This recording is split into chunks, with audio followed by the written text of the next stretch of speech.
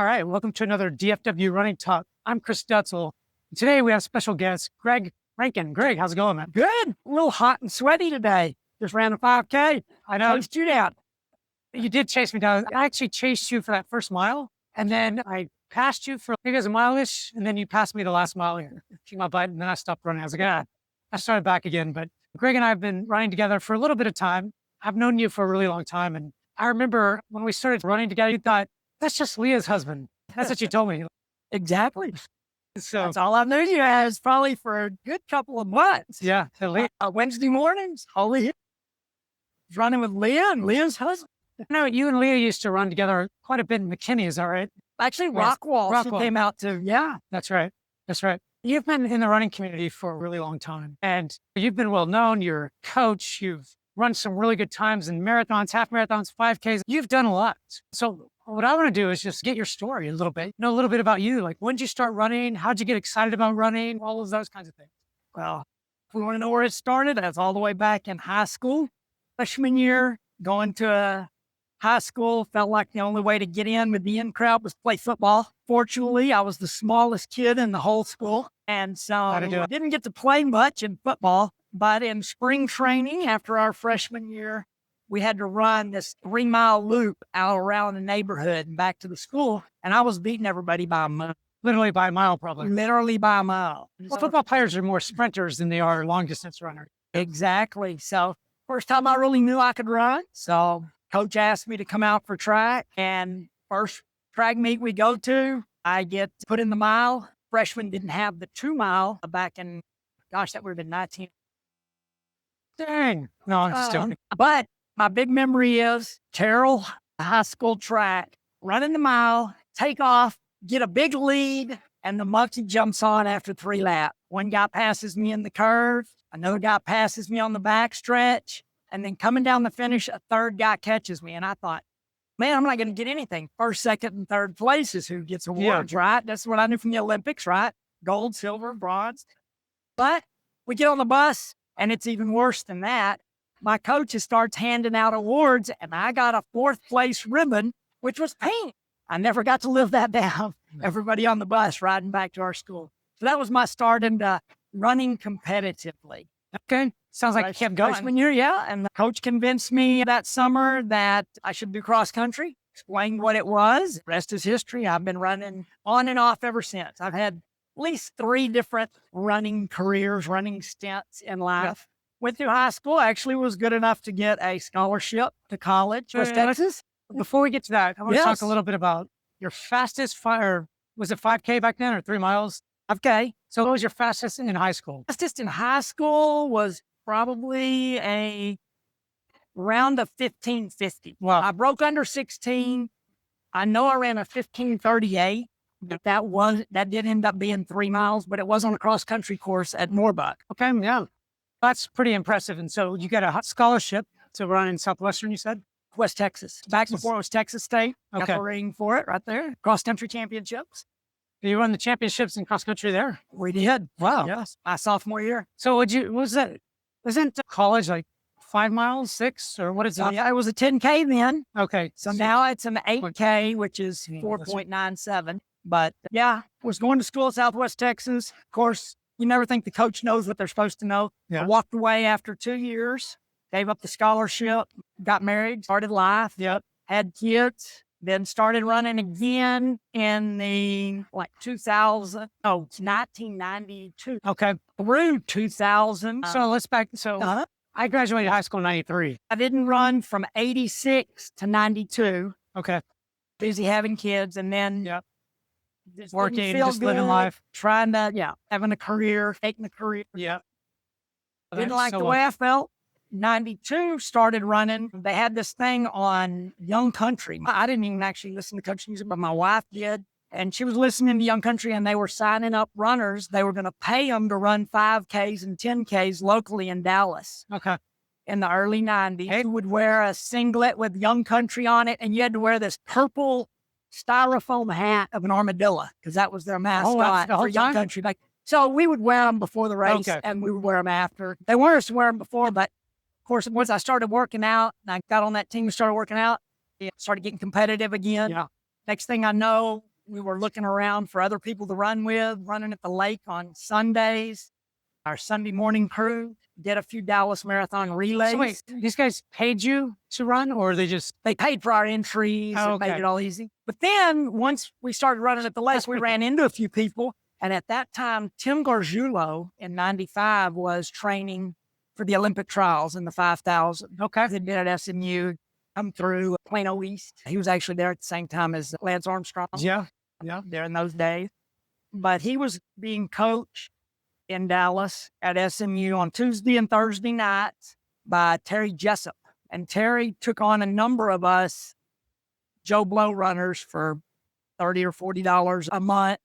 Come on Tuesdays and Thursdays, and he would give us workouts, put us in groups where we could get pushed by others and help push others that he was coaching more seriously. So I enjoyed that through the 90s up to 2000. A big project at work in 99 dealing with Y2K. Yeah, I remember that. So I was traveling all over the country. I let running. Come to find out,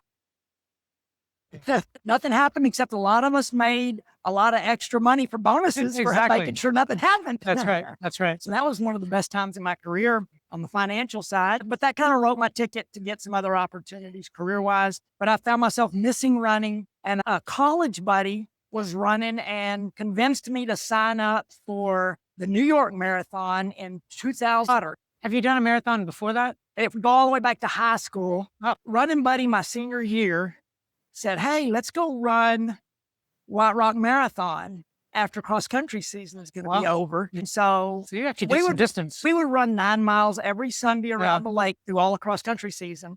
And so our way of training for White Rock was we signed up like Thanksgiving weekend. And then that next weekend, we went out and we did 2 loops around the lake. Next weekend? I couldn't even make it. 2 loops around the lake. I had to walk after about 14 miles. But 2 weeks later, ran White Rock Marathon, my first marathon ever, and only one for 20 years because it was very painful. 23. Wow. With a lot of walking the last 3 miles. You're really young and you can do some of that. And you're a runner. Yeah, still, I know it's a lot because you didn't really train that well for it, obviously, but it still did pretty good. Yeah, I was happy enough with it. 20 years later. I said, I'm not doing it again. Marathon's not for me. I'll go enjoy 10K. And back then, you don't realize it, but there really weren't half marathons. They didn't exist. The second half marathon ever created in Texas was my freshman year in college down at Southwest Texas in San Marcos. Moe's Better Half. Moe's Better Half. And it went off on some country roads and stuff. And I ran that and I ended up winning that, but it about killed me because I had no idea how to pace for 13.1 miles, even though just a year and a half earlier, I'd run the Dallas Marathon. Yeah, but you weren't training. Yeah, I'm training at 50 miles a week, maybe 60 miles a week, 3 speed workouts a week. I mean, college, that easily transfers over, I think, to half marathon for sure. Yeah. Marathon. Now I see that it could have if I wouldn't have, like you said, you went too fast. Yeah. You go out too fast, you pay for it. Yeah. So we fast forward to 2003. I sign up in the lottery for New York. My buddy doesn't get in. I get in. So once again, I'm on this weird training plan. I don't really know what to do. My long run's 18, but I did it twice. And I actually ran the whole 18 miles. Yeah. Create your own training plans. You find something on the internet. Back then, it was the magazine, Runner's World, and The Runner. And The Runner had some stuff in the back. There was no internet or anything still really that I was looking at for running. I think I actually did buy during that training cycle, my first GPS watch, because it was after 2000, and I did buy my first GPS watch, which was a Garmin, but it wrapped all the way around your wrist and had the buttons down here at an angle. Yeah. It was much different then, but so much better today, aren't they? Yeah. Back then, you'd go drive your car to create a route. Yeah. Then you'd come back and you'd run it all the time because you wanted to know how far you ran, right? Logged it all in a paper log back in the early 2000s. So New York was a miserable experience. Some people would die to have that. That's not you. Sometimes it goes bad.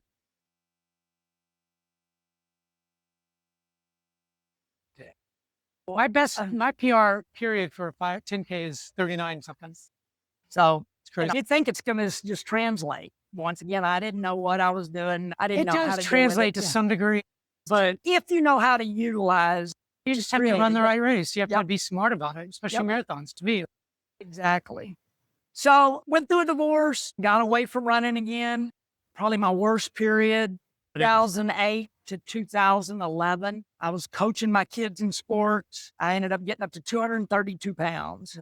I had to stop twice to catch my breath in order to tie my shoe. Yeah. You're about as tall as I am. Yeah. So we're not that tall. No, Getting up to 232, you're a big boy. could have actually, I had somebody ask me if I wanted a gig playing Santa Claus. Not so long ago, you had this really big bushy beard. Just getting back there. And I thought, when I first saw you, I was like, is that Santa Claus? No, that's not big enough. Oh, that's Greg. There you go. And then you shaved not so long ago. And I was like, dang, that dude looks different. Anyways, So then my last running stretch comes to be 2011. I basically spent all year just walking and running. And then by May, I finally broke under 200 pounds. And so you're just doing a lot of walking. I was walking and running, and I was at my uncle. I like how you went back to it, though. Yeah. You knew that you could do it. You did all this stuff in the past. Must have been a little depressed or whatever. Divorce kicked your butt. It does. I've been through a couple. So Me too. first one was tough. So it's good that you got back to it. That's after my second divorce. My brother, and I've said this before on another podcast, but he goes, dude, you need to like exercise or start running or doing something because, you're not going to be able to handle the stress if you don't do something. I was 30 pounds plus overweight. Running helped me as well. And that's why I started again, for sure. So this time I was reading Runner's World. I was looking online at a lot of stuff. Yeah. And I actually found a plan, and I ran into some high school guys that they went to South Carolina. I went to Lakeview. So we were rivals. But one I might actually run with in the mornings in the summer and try to talk him into going to Southwest Texas because he was a year behind me. Yeah. So he was training for Dallas in 2011 for December 2011. I wasn't ready for that. By the time that came around, I went to the expo, got all excited, talking to people. By then I'm running 30, 35 miles a week.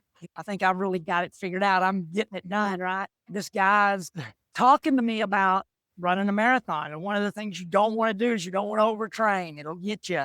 You'll burn out. You won't get to the end. So you're like, maybe I have to run 15 miles a week. So it just so happened when I was leaving, there was a booth for Cowtown. Yeah. And it was 13 weeks from Dallas weekend to Cowtown. I said, that sounds about right. I can do this in 13 weeks. Yep. Went home, pieced together a couple of different workout plans. Did you find any like groups in 2011, 10 or whatever to run with? Or was it just you? 2011 and 12, it was me and a couple of guys from, like I said, Level High School that was in the neighborhood. So they introduced me to the Rockwall running group because one of the guys worked for Metro PCS and they sponsored the White Rock Marathon back then. Okay, yeah. And so there was a connection, and there was a race on Memorial Day in Rockwall, Patriots Day run. So got connected with that group of people and Coach Barrett. And that's when it wasn't until 2014 though. And then I met Leah. We were all going to Boston together at that point. Yep. Just because he had connections all through the running community. And from there, just got to running with more and more people. Ran with DRC for one short season. I just couldn't do the evenings. It was too hard.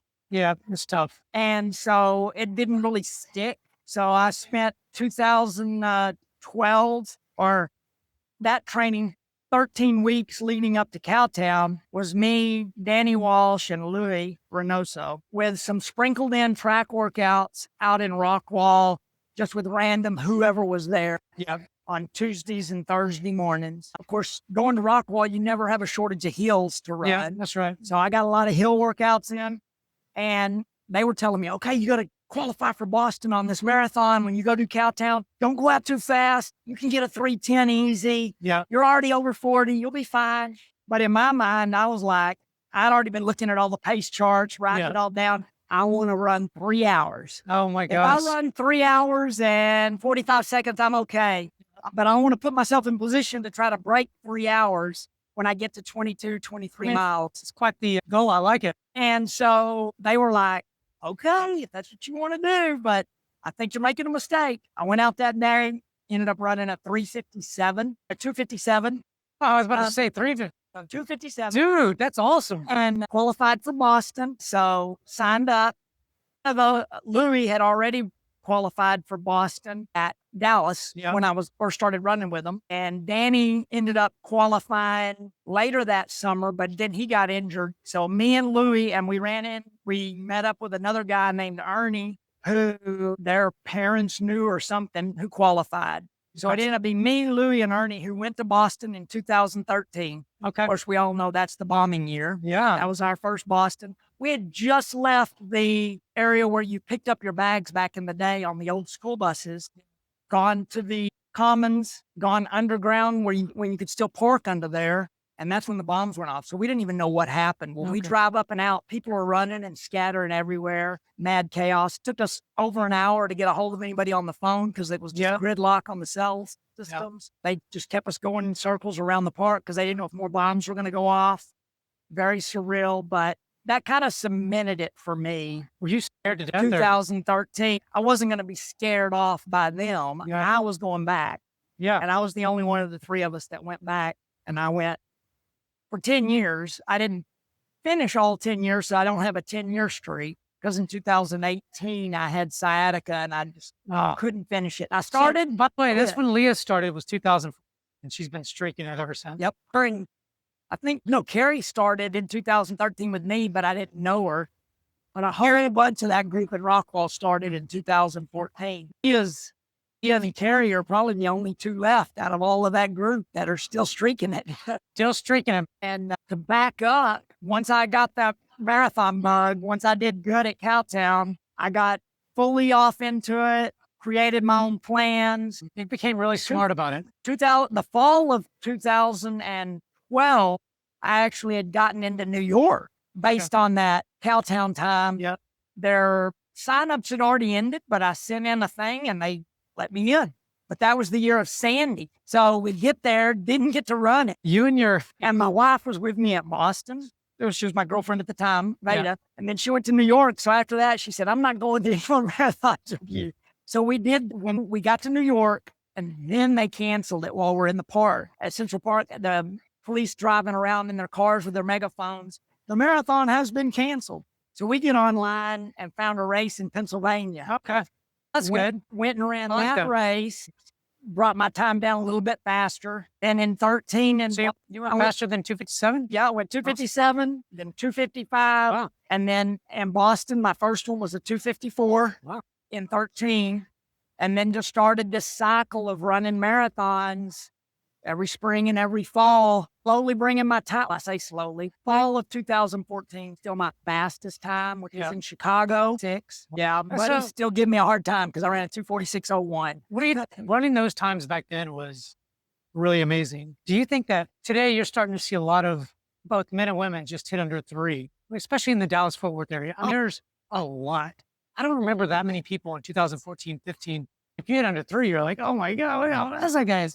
There was a small group that was going under 3. Yeah. What's amazing I feel like it's like now with all of people. these groups, it's not that group that's running under 3. It's that 50 people that are running under 250. And it's not just men, it's men and women. Both. And it all got some under 240. So for sure. And Jose was like a 232 when I started running with him. Yeah. And when we went to Boston together, and now you probably can't count on both hands the number of people in the Dallas Metroplex that have gone under 230. Yeah. We're up there now, whereas before that was that magic line that everybody thought that's where the big runners should be. That's where we're going to be if we're going to be. We're a running community now. There's no doubt. That's huge. In the Metroplex, we have so many marathoners that can go fast and all distances. We have true runners that are in this and they want to get better, and having that many good runners, little pockets of groups and teams are building, and everybody feeds on everybody and everybody gets faster. That's true. It's funny because I've quoted this guy a couple of times, Matt Campbell, and he goes, I'm trying to hit under a 2:30, and he runs with it completely soft. Because if I can get under a 2:30, the others will get under a 2:30. You know what I mean? Yep. So it's that mindset shift. It's that community that you put yourself around to get better. These guys are training hard, running 70, 80, 90 miles plus a week. They're doing speed work. They're doing all of the work that they have to. Now, you do wonder sometimes it's a lot. And at some point, you probably won't be able to run that much. I don't know, because they're in their 30s and they're in their prime. So it's the time to do it. And I love that they can do that.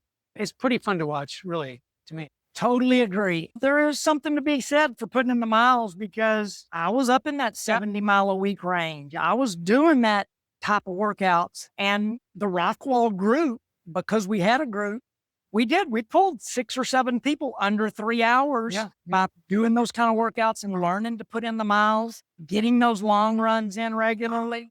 But it's a big thing in the Dallas area. I'm proud to be a part of the community and glad that there are so many people here that enjoy running as their not only just hobby, but as a mainstay part of their life, what they build their vacations around and everything else. Yeah, and you're not just a runner. And so I would love to hear about, because now you're helping other runners. So you're coaching, you've been coaching for a long time. How did you get into that, and what kind of drives you to do that?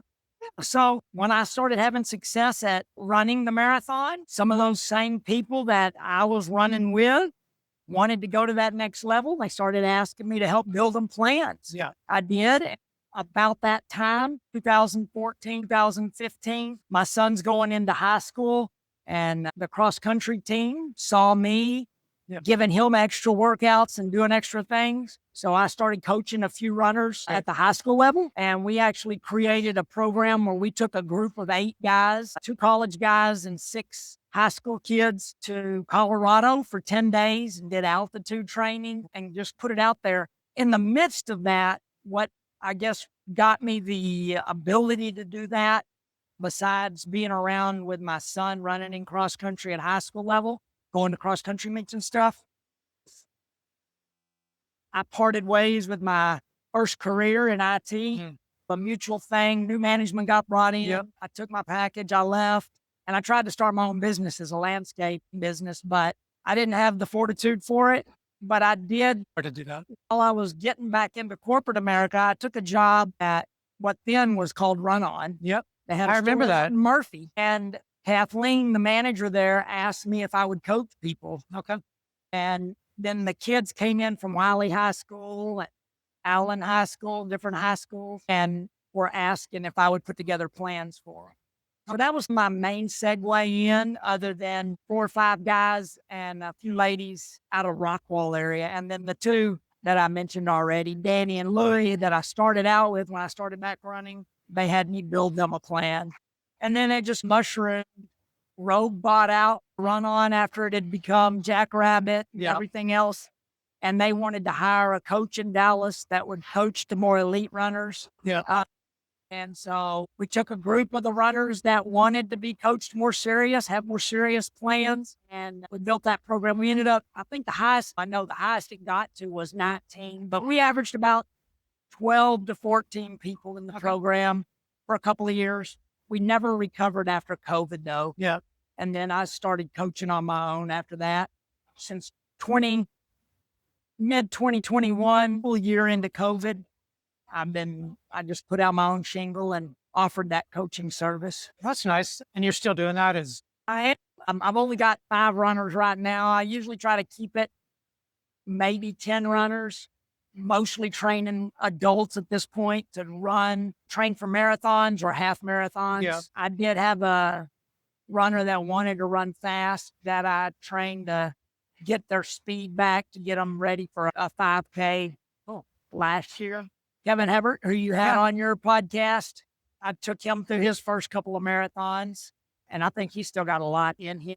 Okay. And we've got him working on a little bit of speed right now as well. So I'm branched out into that, and I'm trying to coach myself to step back to that speed instead of just all the miles. Been nice actually this summer to run 35 and 40-mile weeks. Fun for me. Like I said, I've been working probably for the last few years. I'd run anywhere from 20 to 35 miles a week, but more consistently around the mid-20s. But over this last year, probably since November, maybe, I've just hit 35 to 40 miles every week.